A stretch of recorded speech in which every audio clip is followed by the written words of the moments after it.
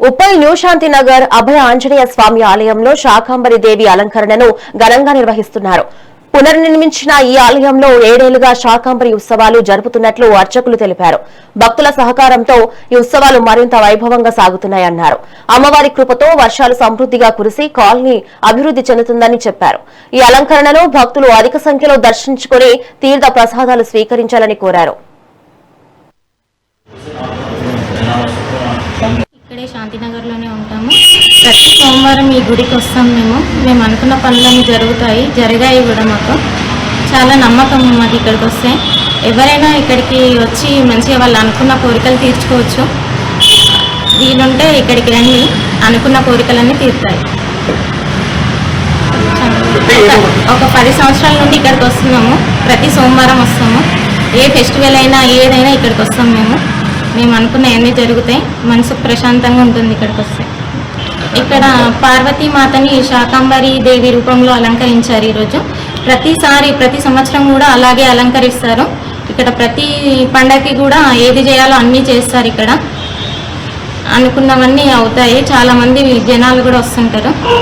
వెంకటేష్. ఈ దేవాలయం వచ్చేసి న్యూ శాంతినగర్ 2లో వెలిసి ఉన్నది. ఉప్పల్.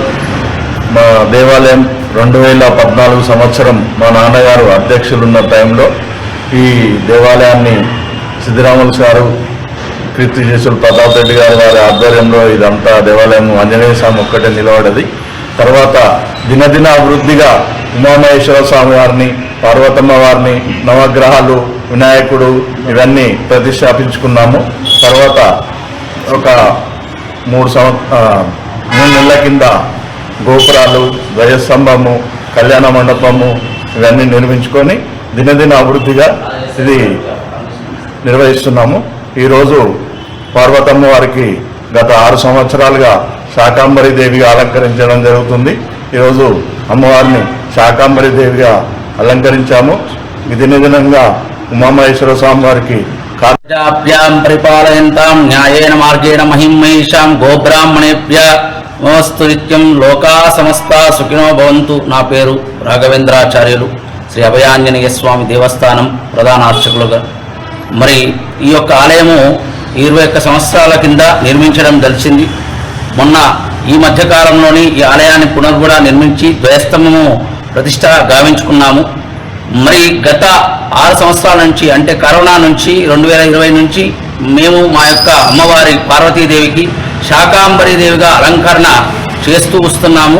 ప్రతి సంవత్సరం కూడా చిన్నగా స్టార్ట్ అయిన ఈ యొక్క శాకంబరి ఉత్సవం ప్రతి సంవత్సరం ఘనంగా నిర్వహిస్తూ వస్తున్నాము. ప్రతి సంవత్సరం ప్రతి ఏటా ఈ యొక్క శాకంబరి దేవిని చేస్తూ ఉండి మరి మనకు కూడా అమ్మవారి దయతోని వర్షాలు, అదేవిధంగా మా యొక్క కాలనీ అభివృద్ధి చెందుతూ ఉంది. ఆలయం కూడా దినదిన అభివృద్ధి చెందుతూ ఉంది.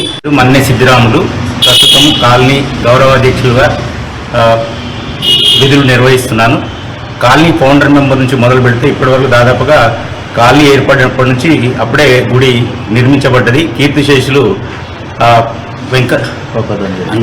పబ్బటి అంజయ్య గారు అండ్ కీర్తిశేషులు జనరల్ సెక్రటరీ ప్రతాప్ రెడ్డి గారు అప్పుడు సలహాదారుగా ఉండి వీళ్ళ ఆధ్వర్యంలో గుడిని నిర్మించడం జరిగింది. దాన్ని దినదినాభివృద్ధిగా ఇంత డెవలప్ అయినందుకు ఎంతో ఆనందిస్తున్నాను. ఆ తర్వాత ప్రధాన అర్చకులు పంతులు గారు వచ్చిన తర్వాత మాత్రం గుడి చాలా అభివృద్ధి చెందింది. దానికి ఇప్పుడున్న 3 సభ్యులు వెంకటేష్ గారు, ఆంజనేయ గారు అండ్ శ్రీనివాస్ గారి వల్ల ఇది సాధ్యం అయింది. ఇక ముందు కూడా ఇలానే అభివృద్ధి చెందాలని కోరుకుంటూ దీనికి ఎక్కువ భక్తుల వల్ల మాత్రమే చాలా డెవలప్ అవుతుంది.